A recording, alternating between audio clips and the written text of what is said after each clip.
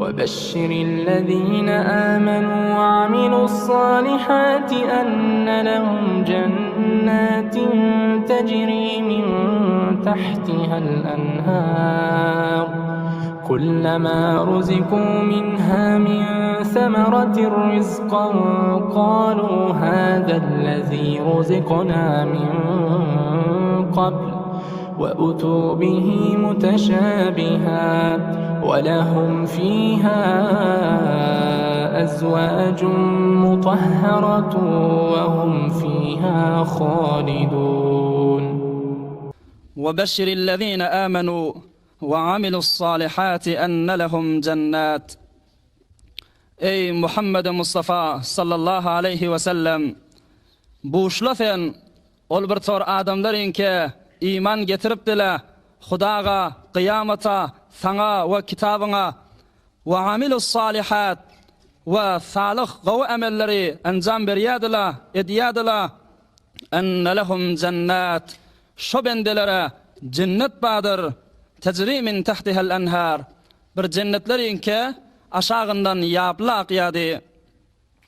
Kullama ruziqu minha min semeratir rizqa, her vakit şu cennetin içindeki meyvelerine rızk edip de ehle cennete berilse, qalu, cennetin içindekiler aydarla, hâzellezî ruzikna min qabl, ve bila öňçäk berilen meyvele de bize diýip aýdylajak. Ve utu bihi muteşabiha, ve şu dünyadaki miňzeş edip getirildi. Ve lehum fiha azwajun mutahhara, ve ehle cennet üçün cennette hemme aybın nuksandan pak bolan zinanalar vardır. Ve hum fiha halidun, ve ehle cennet cennetin içinde daimi yaşayacaktır. Bu aya müminleri cennet bilen boşlamak bolly musulman dogallar. Öňçäk ayanın içine girmegimizden öňçäk Hudaý Taala geçen heftelerde fettakun nar, otdan gorkun diýip däne aýtdy. Cehennemin gurrugyny agdady. Inni behiştiň cennetin gurrugyny agdapdy. Bir mehzi Hudaý Taalanyň lütfü keremi musulman dogallar. İnsanlar her tabiatda bolýar, her formda bolýar. Bir näçeler var, sen şonu gorkutsaň, tehdid etseň dogry ýola gelýär. Amma bir näçe adamlaryň tabiaty her nagat gorkup peýda bermeýär. Onu waýt teşwik etmeli bolýar, jaýda bermeli bolýar. Oglançyklaryň artynda känna. Oglany sen gurýan, söýýän peýdasy ýok, amma teşwik etýän nagadar peýdasy kän. Bir näçe oglana teşwigiň peýdasy ýok, baýdy gurmaly bolýar. Biz insanyna iki sefer tabiat bolanlygy sebepli Hudaý Taala mehzi lütfü keremi bilen gelli hem ot bilen tehdid etdi, hem cehennem bilen boşluk etdi. Her tabiatda bol gel maňa garşy inniýär. Amma ayanyň öz içindäki gurrunla, bu ayanyň kelime we kelimesinde bir owadan şirin gurrunla wa gaw dikkat edeýin. Ve beşşir, ey peýgamber sen boşlu diýdi cennet bilen. Öňçäge şu boşlamaň hakynda Peygamberimize Hudaý Taala aýtdy, ummatyny cennet bilen boşlu diýdi. Peygamberimiz sallallahu aleyhi ve sellem 13 neferi hususi boşlapdyr. Tek betek sen ey falany cenneti, sen ey falany cenneti diýip bir hususi boşluk edenleri 13 nefer. Ama başka ummatyny kullany umumi formatynda boşluk edipdir.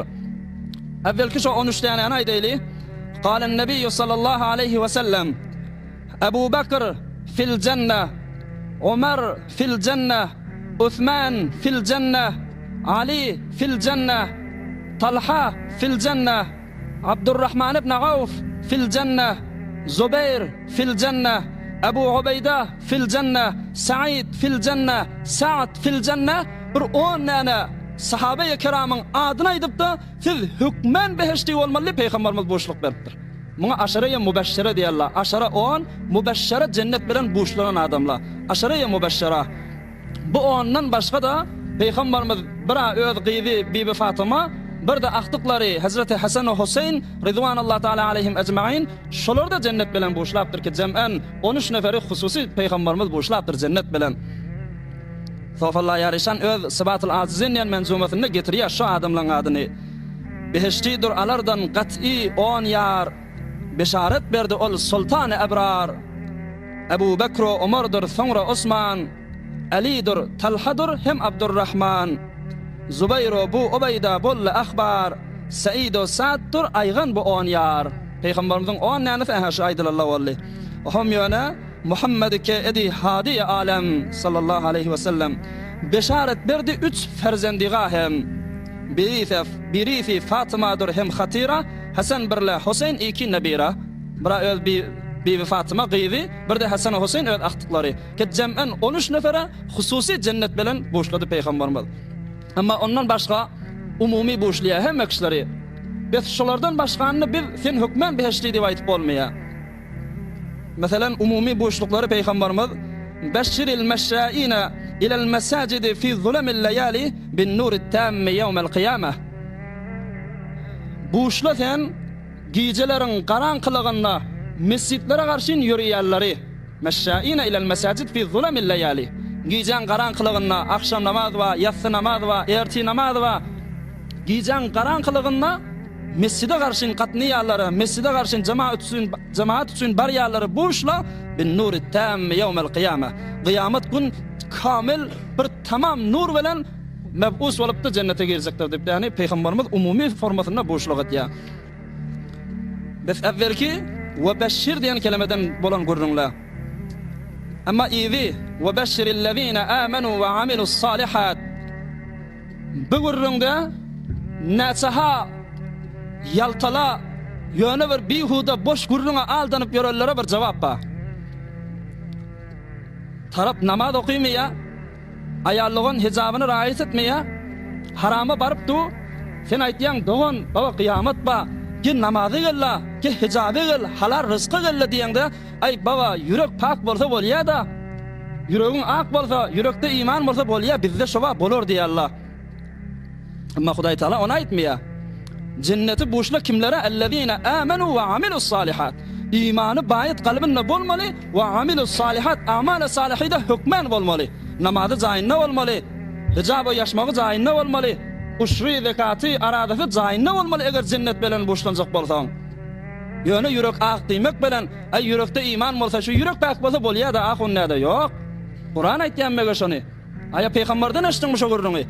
Haysi bir awliya ulama aytıp geçen görünü. Hiç kim aydan ak bu sesi.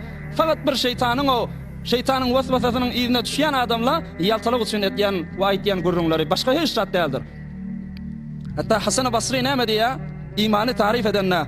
Leysel imanu bit tahalli ve la bit temenni ve innemel imanu ma vakara bil kalbi ve saddakahu'l amel. İman niyanın yönü kifin avadallahının bilen yürek ak, yürek pak diyenin bilen bolmar. Ya iman fakat arzu bilen bolmaya. İmanı ma vakara bil kalb, kalbine caylaşıp da ve saddakahu'l amel, amellaşın tasdik etmeli. Amellaşın iman bar o dedirmeli. Sen bu bolup görüşün için yüreğin karadığının alameti ki. Hicap yok, yaşmak yok, yüreğine düşme yok. Namaz yok. Bula sen kalbin karadığından alamet. Eğer kalp ak bolsa, kalpte iman ma olsa, nem dip namaza gelmeye, nem dip Hudaýyň buyruklarına gelmeye. Biz musulmanlar valla, yönü boş bidirek fikirlerine allanmayalım. Yürek ak bolsa bolya, yürekte iman bolsa bolya yok. Kur'an'ın aytýana o del. Amenu ve amilus salihat. Amale salihi hükmen bolup durmaly. Eger cennete girecek bolsaň. Üçlenji görüň ki aýanyň da edamasy enne lehum cennetin tecri min tahtiha'l enhar. Hemmemizin asli yaşamalı adamız ki tasavvur hiyalyny adam pikirde jaýlaşdyryp bolmaya enne lehum cennet. O bendelere cennet bardyr diýe Hudaý Taala. Cennet bilen buýuşla iman getiripdiler, öljeğini bilýärler, kıyamet badygyny bilýärler. Gynçylyklara minipdirler, namazda, uşurda, zekatda, nagat bir kan muamelelerde ayba haram diýip de el çekýärler näme diýip cennet üçin biz şu bendeler cennet bilen buýuşla diýe Hudaý Taala. Ke tecri min tahtiha'l enhar. Aşağından da yapla akıp doğdu. Dünyada her bir bağı bostany öden, her bir jengeli öden, içinde bir apşar olmasa, içinde bir akıp duran su olmasa ovadallık yoktur ha. Hay apşarcı olsa, içinde akıp duran yabı olsa, rudu olsa, beter ovadan bolya, gelişikli bolya. Cennetin içinde de sular var, akıp duran yapla. Gysrak geçelim. Cennetin içinde 4 tane akıp duran yapma musulman da valla. Birisi bulan hemmecinin de aňyrsy gelýän yeri arşyň aşagynda ol okun edip Bismillahirrahmanirrahim ýazylýar tesmiye şerif. Bismin mimi bir daire tegelegi var. Şu tegelegin içinden halis su qaytıyor diye. Cennetin içindeki suyun çeşmesi şu bismin miminden qaytıyor diye. Oham ikinci çeşme Allah hevada Huday Talan adında ahirine bir daire deşik ba. Şondanla süt diyen yabi çeşmesi akıp geliyor diye. Oham Er-Rahman mimde de bir miminden şarap, arak akıp qaytıyor çeşmesi. Oham Er-Rahim onun miminden de yankı bal asal akıp qaytıyor diye. Hemme cennetin hemme yerine aylanıqlı ahirde da bizim peygamberimiz, server-i serdarımız Hazreti Muhammed Mustafa sallallahu aleyhi ve sellem şonun Havd-ı Kevserine gelip koyuluyor. Şu çeşmelerin hemmecigi. Hop. Her bir adam da cennete girmeye şu 4 çeşmeden içmeli. 4 livan su içmeli. 4 livan her hayfından. Su içinde adamın ennamına bir dirilik geliyor ki sonramından hiç ölecek değil. Su içinde şol kuvvet sana geliyor.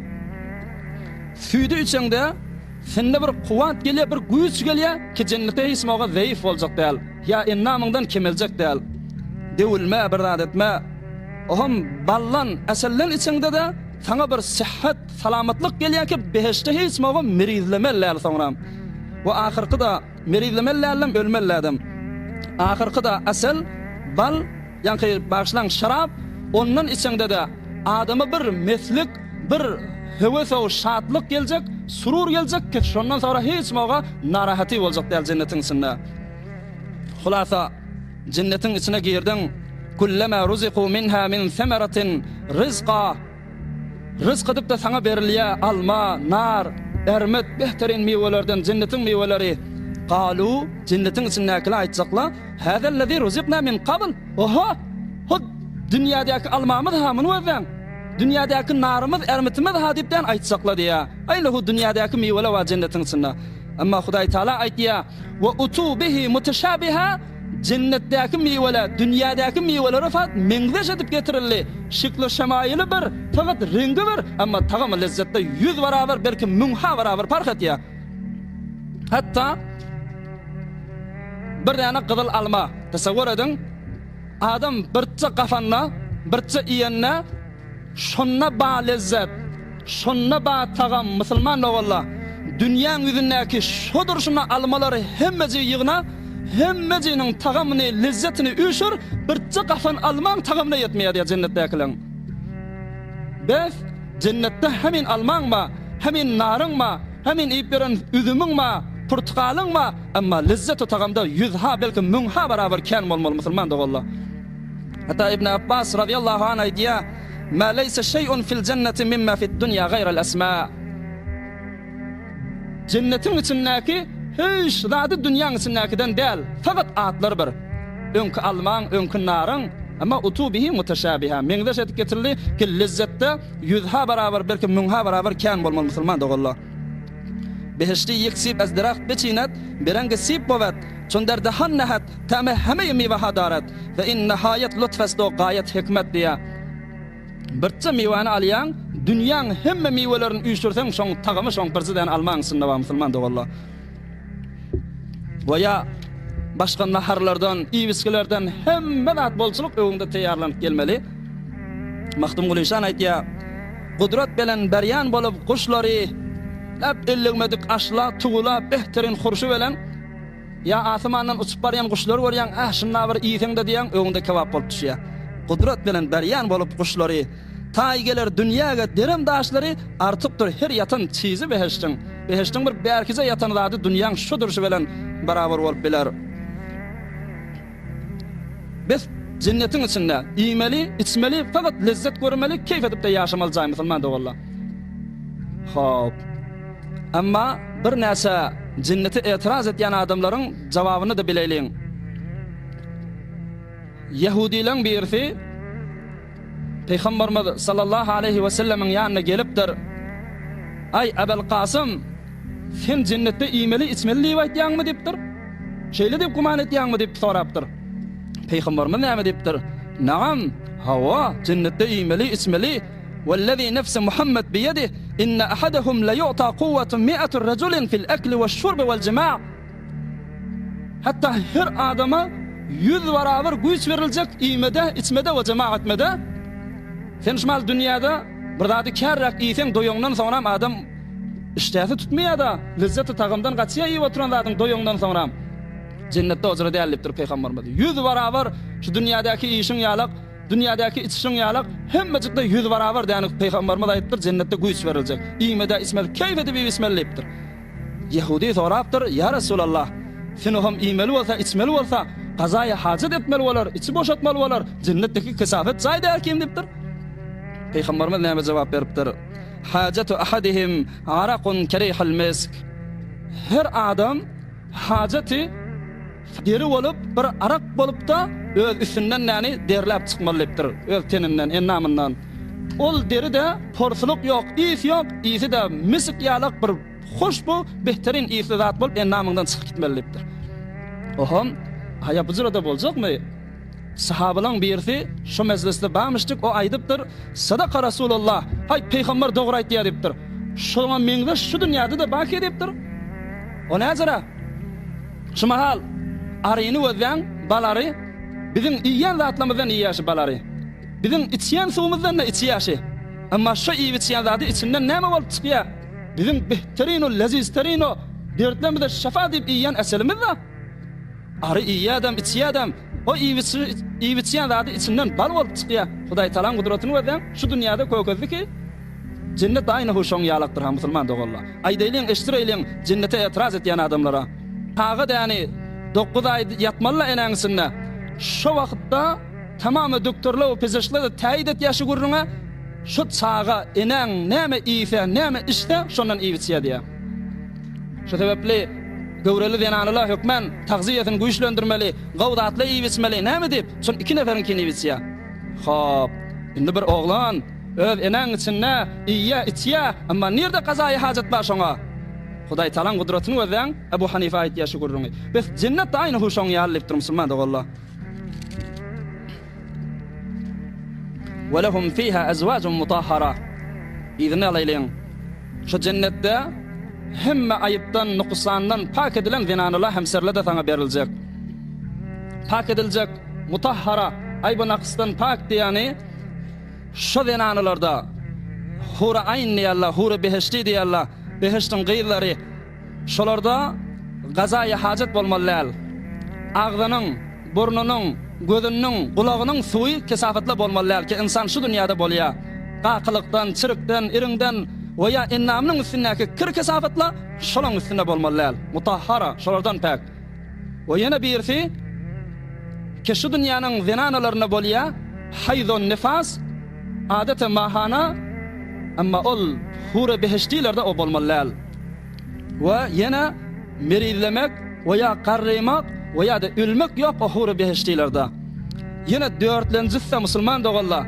Eger şu dörtlenjisi bolmanyň soňra evvelkileriniň aslan peýdasy yok. Hiç şat bir denana hura behişti aslan agyz burnuň däni kesafet suwy bolmasa, haýza nifasy bolmasa, merizleme o qarrymak bolmasa, şolaň peýdasy yok wagtyki dörtlenji zat bolmandan soňra. O da hura behiştileri bir adama jüflenilýär da her kime bir pay berilýär. Her hura behişti öz jüflenen adamyndan gaýryga hiç bir ignan ujalyk meýle howat etjek dälýär. Her kim öz adamsy, öz jüfleneni, gözüne şu behterin, şu mehterin, şundan aňyrda gawa adam ýok jennetiň içinde. Hiç maga bir ignan ujalykda öz adamsyndan gaýry kişe meýle howat etjek dälýär. Kişi bilen öňkü zatlar da tekmillenýär. Sure-i Vaka'da baby gurrun. Uruban atraba, uruban nidigi şowherdust, adamsyny gawurya, atraba diýdi de jawan. Wasfini yazmaga sözüm dilim ýok. Mahtumul İşan aýtýar. Wasfini yazmaga sözüm dilim ýok. Hak özü hakimdir, jebro zulüm ýok. Gaýgy gam ýok, garrylyk ýok, ölüm ýok. Ayrılmaz, savulmaz, ýazy behiştiň. Yüz şerbetten macun edip gatylan, qara saçy ak tofukdan çatylan, uruban atraba täze bitilen, sifanar sallanar qyzy behiştiň. Biz hur aýnlarda şu form syfatla boljak musulman dogalla. Ýöne bir maga sual bolýan bolsa, şu zamanyň, şu dünýäň zenanalary behişde näme bolmaly? Onda aýdyň we eşdiriň şu zamanın, şu dünyanın zinanaları behişti boluverseler inşallah, ol hura aynlardan näçe barabar, näçe etse awadallıkda, nurluğunda hemme adında yani kän boljaktyrlar. İnşallah Teala. Ve hum fiha halidun. Cennetin içindeki ahirin nigmat. Bir nigmat ike, eger şu bolmasa öňdäki geçellen aslan peýdasy ýok. Sen dünyada behterin kasırınma, behterin apartamanna, vilada yaşap yan, amma eger ona da yani ölüm gelýän bolsa näme peýdasy var? Hemme lezzetten aýyrýar. Ya behterin iýbiskile bolandan soňra, eger ondan soňra ahyrda tagam lezzet onna bolmany, sen ondan aýyrmaly bolsaň näme peýdasy var? Ya da behterin aýal oglan uşaklar, behterin zinanalar sen ne bolsa, amma sen olary da yani biwa hatun edip, yetim edip da yani goýup gitmeli bolsaň näme lezzet bar? Cennetin içinde öňçäge Hudaý Taala behterin jaý berjek dedi. Ki adam aklına, fikrine sığmaya bark göramasan düşünüp bolar ýal jaý däl, ne form gowlukda. Onun için ne? İyiviski gerek dedi, behterin iyiviskiler teyarladım dedi Hudaý Taala. Ruziqu, rızık berillah. Oham da hoşguzarani için, rahat bolup, keyif edip yaşamak için behterin hemserle, zinanalar sana verilecek dedi. Amma bulan hiç biri peydafı yok. Vaktiki dörtlenci nigmat bolmasa. Oham, Allah-u Zülcelal, Tebarek ve Teala, Rabbul İzzeti ve Şeref, Celle şe'nuhu ve kadruh, Zül celali vel cemali vel kemali vel ikram, yegana bir bar hemmemizin asli matlubu maqsudu mahbubu ma'şuqumuz bolan Hak Taala aýtýar: "Ve hum fiha halidun." Ey cennetin içindäki bendelem, cennet nesip eden günenen bendelem, meni Hudaý bilýän bu cennetin içinde, behterin jaýlaryň içinde, muň içinde gezmeli ahirinde ölüm bolsa bu öýleň peýdasy ýok. Bu iýbiskile ahirinde senden keziljek bolsa peýdasy ýok. Behterin zinanala sen şolaň arasyndan gitjek bolsaň ölüm sana gelse peýdasy ýok. Meni Hudaý şunu bilýän we tamamy lütfü kerem we inayetim bilen aýtýan: "Ve hum fiha halidun." Hemişegi bol, ebedi bol, ebedul ebed daimi şu cennette yaşa. Hiç ölüm dağı yok. Ki şu nigmat bilen evvelki nigmatla tekmillenni. Inni behterin öy, behterin iýbiski, behterin zinanala we hemişelik yaşama. Cennet inni tekmil wallaha. Beheşt içre kişi kim bolsa dahil bolar anda heme maksuda hasıl. Sofala yarışan nagda odan aýtýar. Beheştin içine girdin dige tamam. Hemme maksatlaryň bitýär. Femen zuhziha anin nar ve udkhilal cennete faqad faz. Allah-u Zülcelal teýid etýär. Femen zuhziha anin nar, sen cennete girmesen nerede bolmaly? Jaýyň cehennem otda bolmaly. Her bendeyke odumdan daş edilse, cehennemden daş düşübilse ve udkhilal cennete, o hem de şonu cennete salansa fakat faz, gününni piruz boly we saadete ýetdi diýär. Tamamy saadete gününme de şoňsyndadyr musulman da Allah. Beheştin gurrunu aýtmagy beter kän musulman da Allah. Mahtum Gulişan näme diýär? Hyzyr ýaşyn ruzi kılsa gezmäge, Dawud katipligin berse ýazmaga, gije günniz dursam şerhin düzmäge, minden biri aýdylmaz sözi beheştin. Hyzyr ýaly ýaşym bolsa, kullan dünýäň ahyrına çelen gitsem, Dawud aleyhisselam ýalyk nebisendegi bolsa ýazmaga dursam, gije günniz nebisendegi edip cennetin içindäki zatlary aýtmaga dursam, minden birini aýdy bilmerin depdir. Üsbi aýdylýan gurrunlar şaýat milyon halardan birisi bolup bilmedim musulman da Allah. Amma Hudaýdan dileýär. Tamamy müminin we müminat, muslimin we muslimat, şu otran jemaat, şu owaýyl halkymyz, dogan garyndaşymyz, ene atalamyz, ogul gyýlamyz, hemmemize Hudaý Taala şu cennetinden bize pay bersin. Bizke imanymyz gawy cennete, imanymyz gawy kıyamatyň boljagyna, hatta bizim imanymyz şehatda musulman da Allah. Bir nefer öwünde däni bir adamy görýän, hakyt görüp duň şony. Yakynyň ba, amma şu mukabilindäki görüp duran adamyňdan cennetin badygyna etigadyň kän. Şu gatda bizim imanymyz güýçli. Näme diýip göz şaýat hata etsem, şaýat istiwa edip dursam tarafa mukabili, amma cennet ba diýip Hudaý aýdypty. Rabbul alamin aýdypty. Astaqul kalam da kalamullah. Hudaý Taala'nın kefi inki doğru kepta. Biz Hudaýymyz bize aýdypdy, biz imanymyz beter gaýym kıyamet we cennetin badygyna. Ve biz iman getirdik. Peygamberimizi görmäni, ol buzurgwar bilen bir lehse oturuşmany, ne sohbetimiz boldy, ne mübarek kelamyny eşdibildik, ne ýanyna oturuşy bildik. Amma şoň zamanasyndaky ýalyk iman getirýär şu buzurgwara ta inke şu umid bilen kıyamet gününe Hudaý Taala şu bilen bize yani cennetde öz firdowsuna jaý berip şu bilen bile oturuşmaga. Hudaý Taala hemmemizden nasip etsin, muyassir etsin inşallah. Bir gelin bir hanawada düşýär. Gaýny diýsen adawy, baldyzy diýsen adawy, adamsy diýsen adawy. Şu gelin şolada sabr etýär, tahammül etýär. Näme diýip, fakat imany gawy ahiretde cennet ba Hudaý maňa cennetten pay berer inşallah. Men bulara hyzmat edeýin diýip gyksyg etmeýär. Bir dogan, bir hemsaýaty bilen gyksyg edenler, bir azyk uruşlary bolanlar, ay men ödüm kiçeldip baraýyn, bagşla diýeýin, näme diýip, nämeden hantama, şu cennetten hantama. Hudaý Taala hemme jiňine öz maksat muratlaryny bersin.